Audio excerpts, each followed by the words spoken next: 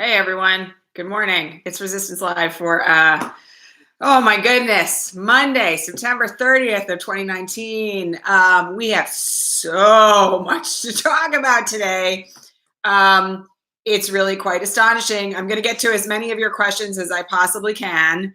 I just want to acknowledge that I know that a lot of you are like, with good reason, terrified this morning based on what the president has been tweeting over the weekend and the like. There's going to be a lot more to say about that. I want to give everybody like a minute to log in, but I also want to kind of like at least start opening by reassuring you that I don't think we're going to end up in a civil war. And I've said that for many broadcasts in the past where this issue has kind of come up again. It doesn't mean, however, that what's happening with the president isn't a reason for grave concern at the moment. So I'll give everybody a second to kind of log in here because I have on my list right now 11 items, bare minimum, to talk about today with many subparts. So we have a lot to cover. All right. So I think the place that we should start today is what just happened on CNBC, because there was a very interesting bit of breaking news this morning. Mitch McConnell was interviewed on CNBC this morning, not all that long ago. And there were two things that were very noticeable about this interview. One is that he was directly asked whether or not he would bring impeachment to the floor of the Senate if articles of impeachment are voted out of the House. And his response was, the rules of the Senate are very clear that I don't have a choice. I have to bring impeachment to the floor of the Senate for a trial. This, by the way, is an indication of where the GOP finds itself, because we all know from the past that Mitch McConnell has not hesitated to change the rules when they suited his agenda. The fact that he is saying that he doesn't have a choice to bring impeachment to the floor of the Senate tells you that the GOP is aware that they are in a grave amount of danger right now with regard to their political futures. So the second thing, by the way, that Mitch McConnell did in this interview, which you should all be aware of, is that he was asked how he felt about the president's tweets concerning civil war and arresting Adam Schiff for treason and show trials and all the other great things that we saw on the president's Twitter over the weekend.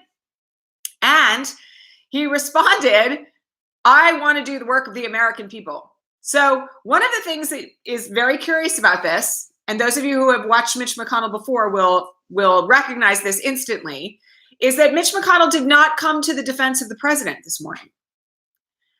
And that in and of itself, by the way, mirrors what we have seen from GOP reps and senators since Friday. We are not seeing anyone, save Lindsey Graham, stand up and try to defend this president. No GOP senators, no GOP reps. No one is standing up and saying that the conduct that's alleged against the president is fine. No one is saying that, the impeachment investigation shouldn't proceed. Save Lindsey Graham. Just good old Lindsey. And that includes Mitch McConnell. This whole thing is a very interesting sign. And it's a sea change, frankly, in my opinion, that Mitch McConnell was willing to go on CNBC knowing that he was going to be asked these questions. And his response was that he has to bring impeachment to the floor of the Senate and to not defend the president. So, I don't trust Mitch as far as I can throw him. You all know that. But I would say that he knew what he was walking into when he walked into the CNBC interview this morning. And so one has to ask oneself, why would Mitch McConnell make a statement on CNBC like this? Well, here's the impact of this particular statement. The president is going to see it. The president knows already that the likelihood of articles of impeachment being voted out of the House is extremely high right now. We have the votes in the House to impeach the president today. If the end result of that is that those are actually going to result in a trial on the floor of the Senate of this president, that is his worst nightmare. That's his worst nightmare. We talked about this on the broadcast for like almost 3 years now, that people with narcissistic personality disorder, the thing that they fear the most is public humiliation, is the big reveal of them being as shameful and awful and empty as their own psyches are telling them they are. He'll do anything to avoid that. He'll do anything to avoid it. And so one of the things that's really curious about this statement from Mitch McConnell this morning is whether or not this is a part of what is being considered now as a strategy to force the president to resign. And I'm not, some of you asked me to make a prediction on that. I'll save that till later on in the broadcast. But let me just say this. If you were ramping up to push the president to resign, one of the things that you would want to do as a senior leader in the GOP is say in a public domain, there's no way I can avoid trying you if they send over articles of impeachment. You will be tried on the floor of the Senate. So this is a very curious and interesting development this morning, and definitely something to watch from the standpoint of where the GOP is and how they're responding. I'll just add, I posted the video of the first chunk of this interview on my Twitter feed. He does not look well. Mitch McConnell does not look well. He looks terrified. He looks sick. And the GOP is going to get what they get from this. But let me just say, it does not look like they think this is a joke. So very interesting developments this morning on the front of Mitch McConnell that everybody should pay attention to. Okay. We had a mountain of questions about the whistleblower rules. So I just want to make something really clear. The whistleblower rules were not changed.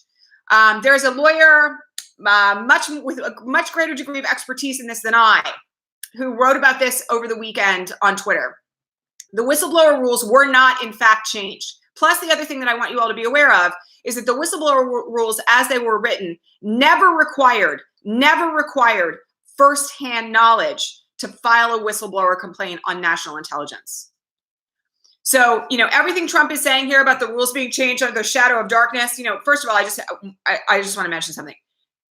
Do you think that the law in this regard could be changed overnight under shadow of darkness in several hours? Anybody who's listened to this broadcast for any length of time knows that that's not possible, right? That's not legally possible. What the president is suggesting couldn't happen in the way that he's suggesting it happened. But the truth of the matter is that, one, they were not changed, and two, they never required firsthand knowledge.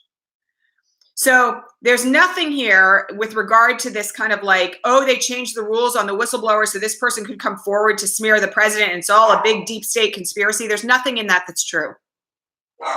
And you all should I've retweeted, by the way, the thread that was written by the lawyer who looked at this. And you can all go look at it if you're looking for a way to defend it. But again, this idea that the whistleblower laws were changed so this particular person could come forward to smear the president is a lie. It's a lie. All right. Let's see. Obviously, you all know that the president has been tweeting about civil war and arresting Adam Schiff and show trials of Adam Schiff for treason and the like over the weekend. So I just want to say something to you all, because I know that I have to walk the fine line here, okay? Yes, it is a sign of the president's vast instability, and it is a sign of extinction bursts. Those of you who have been with me for a long time know we've done many, many broadcasts where we've talked about extinction bursts in the last stages of someone with NPD being revealed for what they are. While these are absolutely an indication of that, I also am very much in favor of humor being a coping mechanism in these trying times. So some of you are apparently very upset that people are joking around about the fact that the president's calling for civil war. I have to laugh at it. And I also have to tell you all that it is a very bad sign that this is where the president is. And I also want to say one other thing. I do not think that there is a true possibility of civil war.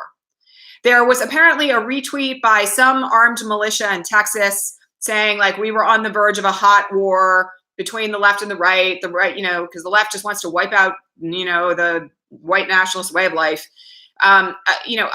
Here's the thing I want to say about that. If there's an armed insurgency in this country, it will be put down. And I'll just remind you all of this as well. What the president is suggesting is that if he's impeached, there will be a civil war.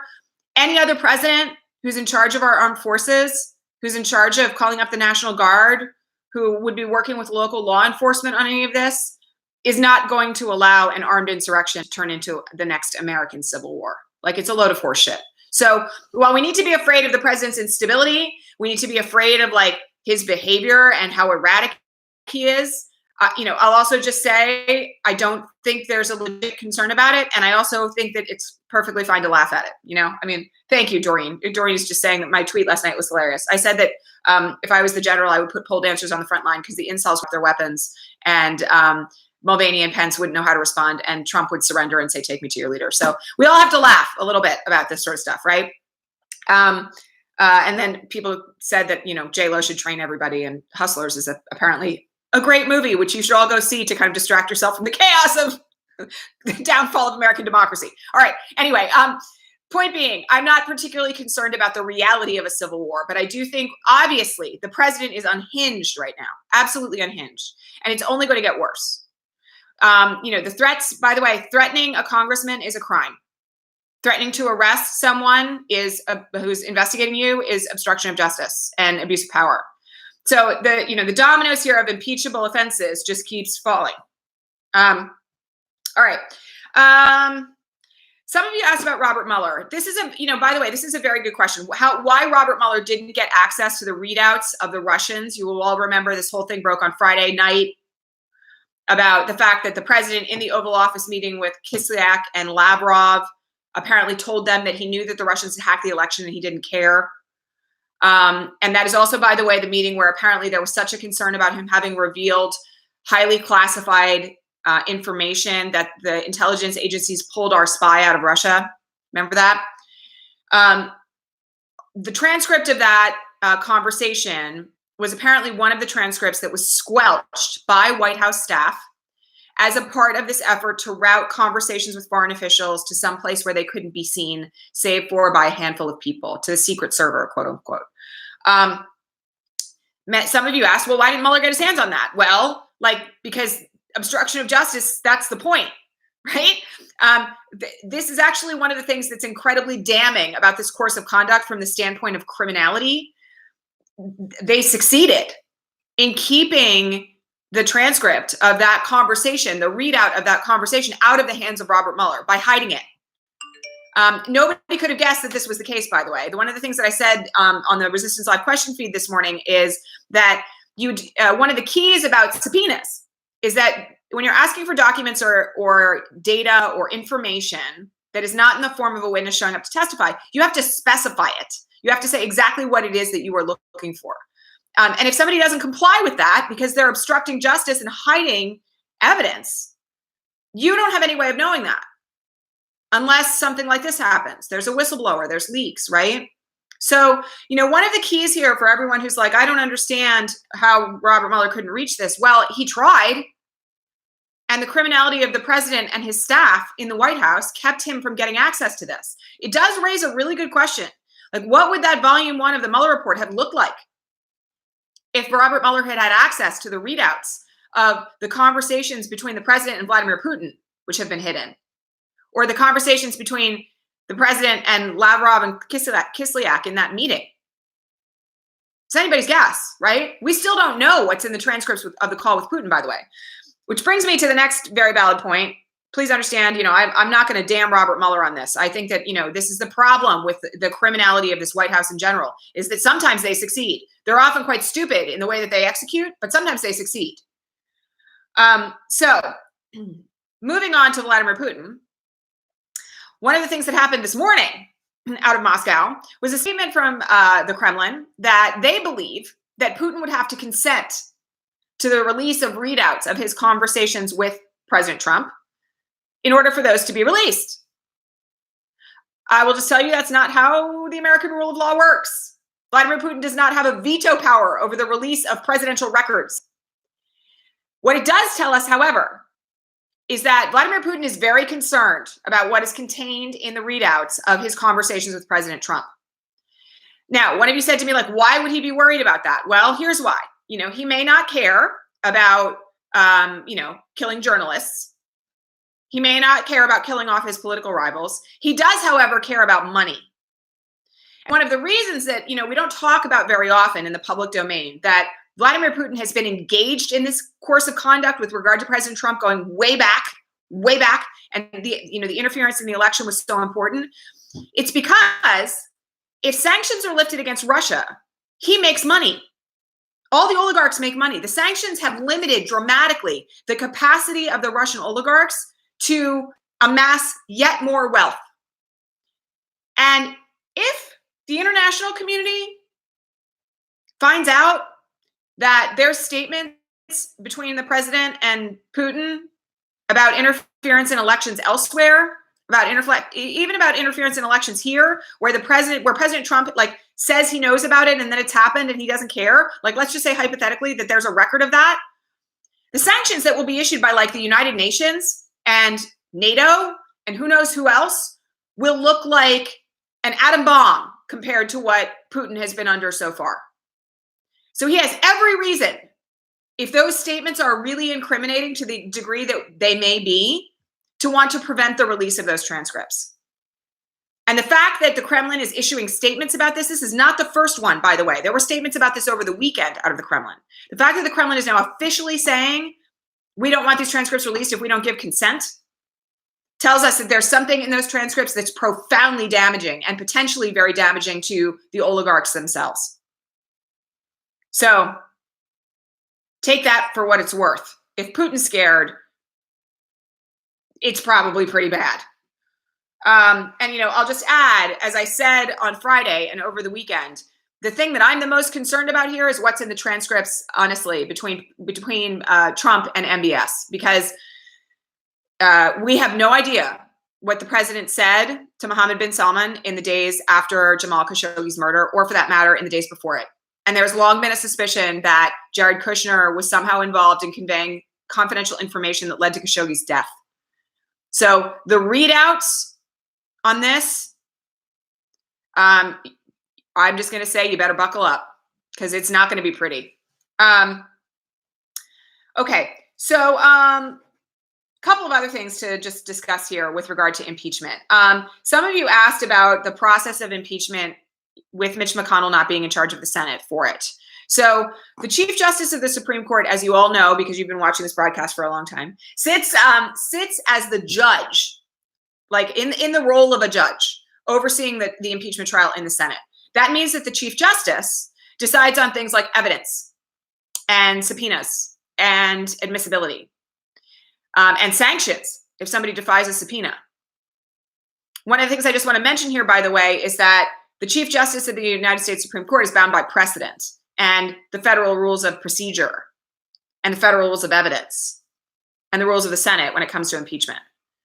We all may think a lot about Chief Justice Roberts as a partisan jurist, but the thing that he's not going to be able to do is flat out ignore the federal rules on subpoenaing witnesses.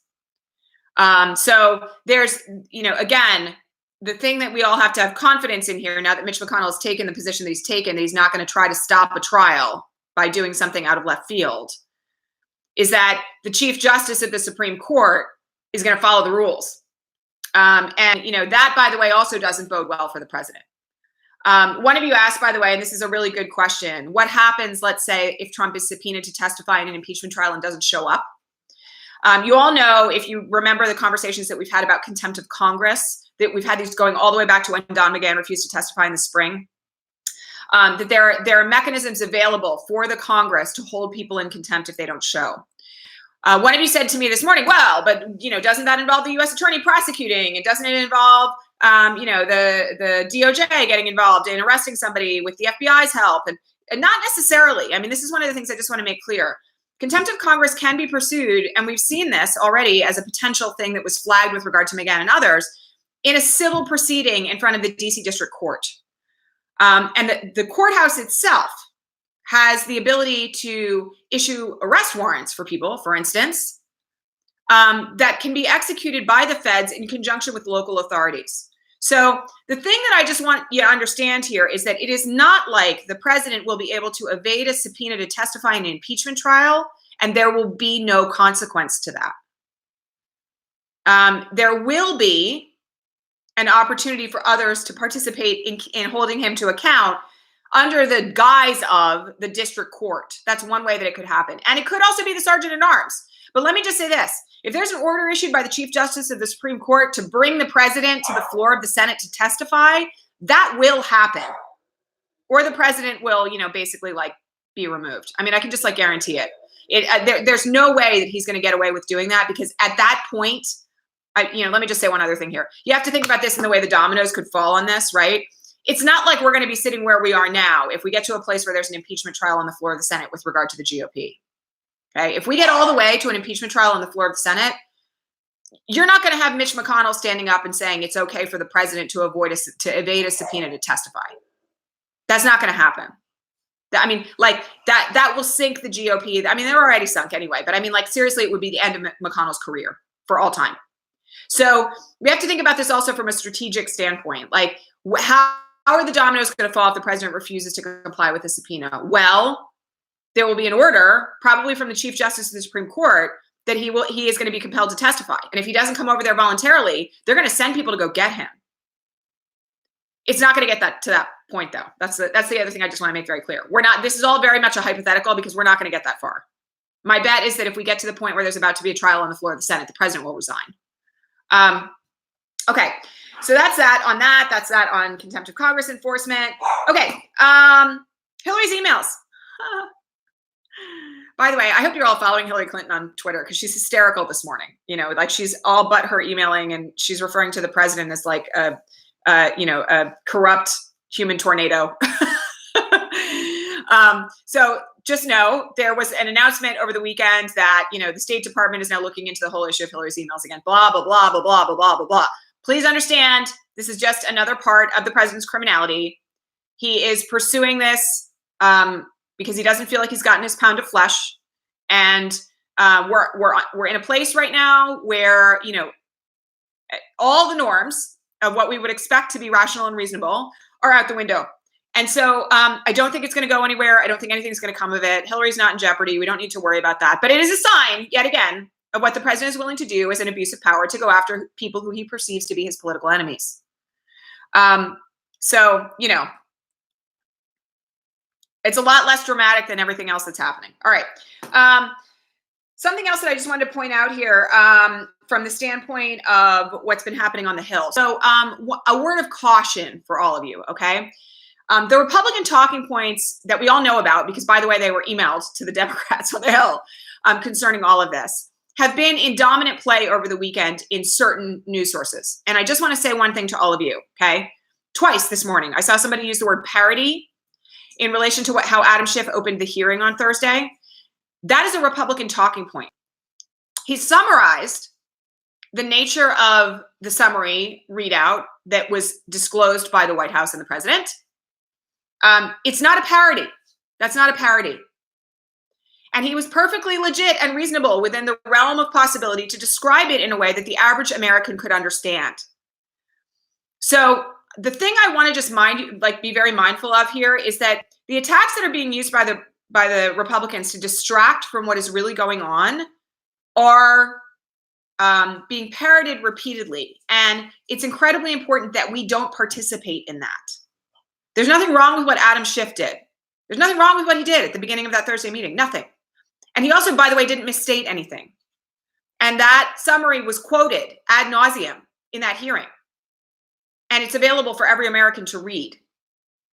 So the idea that somehow he strategically blew it by starting that way, that is a Republican talking point that no one who watches this broadcast should ever repeat ever again.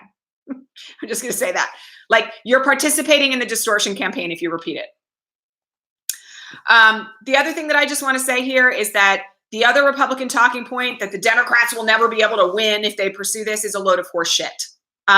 There were polls over the weekend that came out showing that 55% of America right now is in favor of an impeachment investigation. There's another one that is showing now that 70% of Americans believe that what the president did with regard to Ukraine is wrong. We're like over the hump right now in terms of any possibility of there being blowback to the Democrats for what they did. And so, I just really want all of you to kind of, be mindful that the place where the focus belongs right now is on the president's crimes, because they're serious. What he did with Lavrov and Kislyak in the Oval Office constitutes treason. Like, there's not even any debate about it. The United States was under attack, and he basically said, "Oh, that's okay. We understand. No, I don't mind. I don't mind that you did that," which, by the way, is also an invitation for them to do it again. Giving aid and comfort to the enemy, let alone in the Oval Office of the White House, is treason. And that's the stuff that they don't want us talking about. That's why they're focusing on, like, Adam Schiff, started out the hearing by saying some really mean things. Let's not do that. Okay, let's really stay focused on what the crimes are. All right. We also have had resignations. Another major resignation this morning by a Texas Republican. I'm just going to say that I think Texas is going to look really good in blue come 2020. And I'll just add the timing of these now. We talked about this on the broadcast a couple of months ago when there was the first huge rash of Republicans that were resigning at once. This is the rats fleeing the ship. They are not doing it necessarily in a way that says, I'm leaving because of President Trump. But that's what it is. Nobody wants to get reelected because they know at this point that if they stand up and have to endorse this president, they're going to not only are they going to get beaten badly, but they're also going to be tarred in the history books for all time. So I'm not surprised by that. And I think we're going to see more, frankly. All right. A couple of other questions. One of you asked me about like odds on resignation. So look, here's what I'm going to say about it. I think that there is a possibility that, again, and this is what I've said, by the way, going all the way back to January of 2017, there is a possibility that if he is given the right exit, he will resign. And like I said, I find Mitch McConnell's statements this morning very curious in light of what their strategy might be here. I don't think it's impossible. And, certainly there are situations, like I'll just remind you all, there are plenty, let's just take this down to the real world level, all right? For everybody who's saying like, no one with NPD will ever resign. There are plenty of people who have been in relationships with people with narcissistic personality disorders who will tell you that there is a moment when the person with NPD will cut and run. And usually it's because they found another victim. But it's not unheard of. It's not like, the person with NPD stays in a relationship with someone who hates them for as long as humanly possible, and doesn't go on to try to seek other forms of narcissistic supply. I mean, in fact, people with NPD kind of can't survive if they're constantly being barraged with attacks, right? It's like against what their disorder needs. So, the idea that he might not resign because, his NPD will never let him do that is actually not accurate. If he is given a path where he has a line that he can spout about how he's the victim and all of this was done to him, and he did the best he could to drain the swamp, but it's too deep. Whatever the line is that is given to him that allows him to save face and exit, that will be a path that could potentially lead to impeachment. Resignation. Now, let me just say this. I know a lot of you are really worried about immunity. There is no way for immunity to be granted for every possible crime that the president is subject to right now. That would involve an immunity grant that came not just from the Department of Justice for any federal crime that he's committed. It would also have to come from Tish James, New York Attorney General, from Cyrus Vance, the Manhattan District Attorney, from every state and local tax agency where he has misrepresented the value of his golf courses, potentially from the Federal Election Commission for violations of election law, and any other number of local and state authorities who might be investigating the criminality of the president, his company, his children, his foundation, any of it. So, the key thing I want you to realize here is he's not getting away scot-free, no matter what. Now, we don't know how the dominoes will fall on this, right? No one can predict whether or not he's going to be granted a pardon for federal crimes by President Pence, or whomever else, by the way, comes in. Because, by the way, I just want to remind you all, Pence is implicated in this whole situation with Ukraine, including the cover-up. The long and the short of it is that Trump's resignation is not going to be a guarantee that he's never going to be prosecuted. There's no way to accomplish that unless you have the assent of some people who are absolutely not going to give it, like Tish James. So we have to wait and see what happens next. But the thing I do want to say to all of you is I really don't think you should be worried about immunity. Federal crimes, maybe. State and local, not a chance. All right. So, in other words, my odds on resignation at this moment, that's a really good question. I think this is going to be a very interesting week. And, given what McConnell did this morning, I would not be surprised if there's a push underway right now to try to get the president to resign. Because it's going to be ugly. If he's actually impeached in the House, which could happen this week, if he's impeached, even though the House is on recess, they can be called back to a vote. So, if he continues to be this off the rails and the House actually proceeds to impeach him and it's going to the floor of the Senate for trial, I don't think he's going to stick around. We shall see. All right. The last thing that I was asked is, can anyone stop him with regard to the crazy tweets? The short answer to that is no. There have been a lot of complaints, by the way, to Jack Dorsey at Twitter, to Twitter itself, to Twitter support about the fact that the president inciting, calling for a civil war. By the way, it is sedition. It's a violation of the law in and of itself. You can't conspire to overthrow the government of the United States if you're impeached. That's a felony, punishable by like an enormous amount of time in prison. There's been a lot of calls to have his Twitter account shut down. There's been a lot of calls to have, it's a violation of the Twitter terms of service par excellence that he's doing this. That's not going to happen either because, Twitter makes money off the traffic. But look, what I will say here is this. My bet is that inside the White House, there are some precautions that have been taken with regard to things like the nuclear football. I mean, we already know, we heard stories, you all remember like 2 years ago, about the fact that there were already plans in place for what would happen if the president tried to start a nuclear war with North Korea. And those involved like, senior administration officials having a strategy for how to stop him and get the nuclear football away from him. I would be surprised if there's not some thing in play here to make sure that he can't like kill us all. But all that said, is anybody going to stop him from tweeting? No.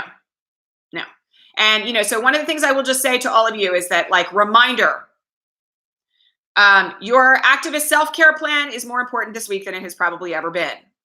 And we all need to kind of be doing everything that we can to take care of ourselves at this point in time.